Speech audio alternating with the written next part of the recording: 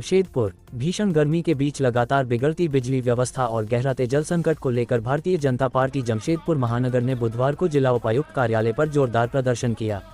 East Singhbhum जिले में बिजली कटौती, पेयजल संकट और प्रशासनिक लापरवाही के विरोध में भाजपा कार्यकर्ताओं ने डीसी ऑफिस का घेराव कर राज्य सरकार और जिला प्रशासन के खिलाफ जमकर नारेबाजी की। प्रदर्शन में भाजपा नेताओं, कार्यकर्ताओं के साथ बड़ी संख्या में स्थानीय लोग भी शामिल हुए। हाथों में बैनर और तख्तियां लिए प्रदर्शनकारी बिजली दो, पानी दो, जनता को राहत दो और निकम्मी सरकार होश में आओ जैसे नारे लगाते हुए डीसी ऑफिस पहुंचे। भीषण गर्मी के बावजूद कार्यकर्ताओं का उत्साह और आक्रोश साफ दिखाई दे रहा था। भाजपा नेताओं ने आरोप लगाया कि जमशेदपुर शहर से लेकर ग्रामीण इलाकों तक बिजली व्यवस्था पूरी तरह चरमरा चुकी है। बिना किसी पूर्व सूचना के घंटों बिजली कटौती की जा रही है, जिससे आम जनता को भारी परेशानियों का सामना करना पड़ रहा है। नेताओं ने कहा कि बिजली नहीं रहने से जलापूर्ति व्यवस्था भी प्रभावित हो रही है, जिसके कारण कई इलाकों में लोगों को पीने के पानी तक के लिए संघर्ष करना पड़ रहा है। प्रदर्शन के दौरान भाजपा नेताओं ने कहा कि लगातार बढ़ते तापमान में बिजली और पानी जैसी मूलभूत सुविधाओं का बाधित होना बेहद गंभीर मामला है। शहर के कई मोहल्लों में ट्रांसफार्मर जल जाने के बाद भी समय पर बदले नहीं जा रहे हैं। ग्रामीण क्षेत्रों में स्थिति और भी खराब है, जहां लोग रात भर अंधेरे में रहने को मजबूर हैं। भाजपा नेताओं ने प्रशासन पर जनता की समस्याओं के प्रति उदासीन रवैया अपनाने का आरोप लगाते हुए कहा कि सरकार पूरी तरह विफल साबित हो रही है।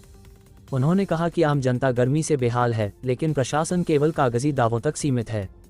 प्रदर्शन के बाद भाजपा प्रतिनिधिमंडल ने जिला प्रशासन को एक मांगपत्र सौंपा। मांगपत्र में तत्काल बिजली आपूर्ति व्यवस्था सुधारने, नियमित पेयजल आपूर्ति सुनिश्चित करने, खराब एवं जले ट्रांसफार्मरों को अविलंब बदलने और संकटग्रस्त इलाकों में आपात राहत पहुंचाने की मांग की गई। भाजपा नेताओं ने चेतावनी दी कि यदि जल्द ही हालात में सुधार नहीं हुआ तो आंदोलन को और व्यापक एवं उग्र रूप दिया जाएगा। उन्होंने कहा कि भाजपा जनता के मुद्दों पर लगातार संघर्ष करती रहेगी और प्रशासन को जवाबदेह बनाने का काम करेगी। वहीं इस प्रदर्शन के बाद बिजली और पानी का मुद्दा जिले में सियासी बहस का केंद्र बन गया है। बढ़ती गर्मी के साथ ईस्ट सिंहभूम में बिजली और पानी की समस्या लगातार गंभीर होती जा रही है, जिसका सीधा असर आम लोगों की रोजमर्रा की जिंदगी पर पड़ रहा है। अब देखना होगा कि प्रशासन इन मांगों पर कितनी तेजी से कार्रवाई करता है।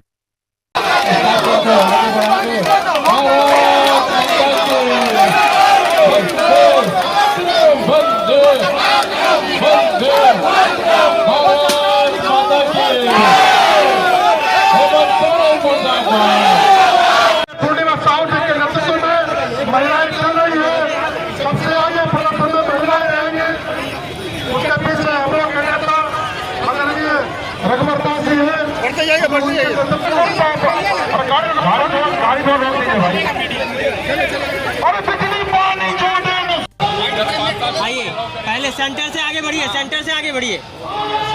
मंत्री विधायक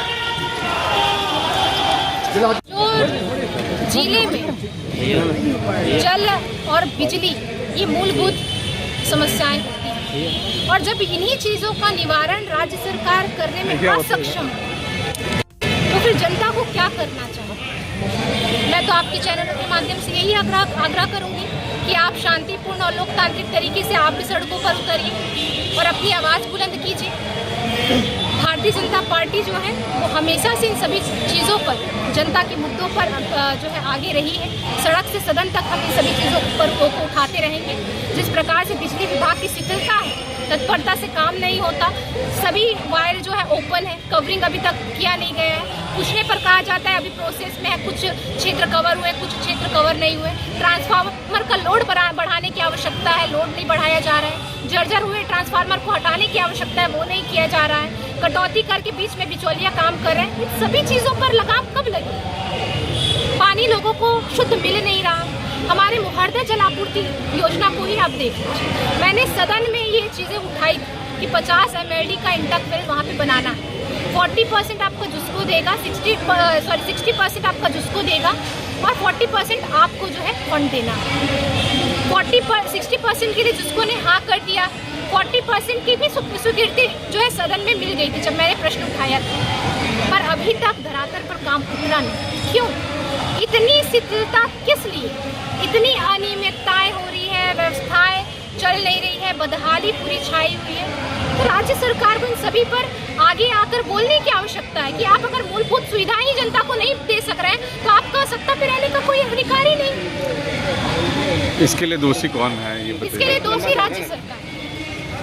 यहाँ आस्था टीम सिटी की बात आ रही है देखिए, आस्था ट्विन सिटी की बात भी हमने रखी है अंदर में। इस प्रकार से बिल्डर के ऊपर कहा जा रहा है कि उन्होंने पैसा लिया और वो सुविधा उनको नहीं दी जा रही है, तो इस पर भी काम करने की आवश्यकता है। डीसी साहब अगर मुखिया है जिले के, वो आएंगे और इन सभी चीज़ों का समाधान निकालेंगे। हमने सभी चीज़ें रख दिया है। फिलहाल डीसी साहब अभी नहीं थे, वो क्षेत्र में निकले हुए हैं। वो आएंगे तो हम फिर से उनके समक्ष क्योंकि 35,000 रुपया लिया गया था जो जी बहुत बड़ा अमाउंट लिया गया वहाँ और पर सुविधा के नाम पे, पानी देने के नाम पे सिर्फ ठगा गया।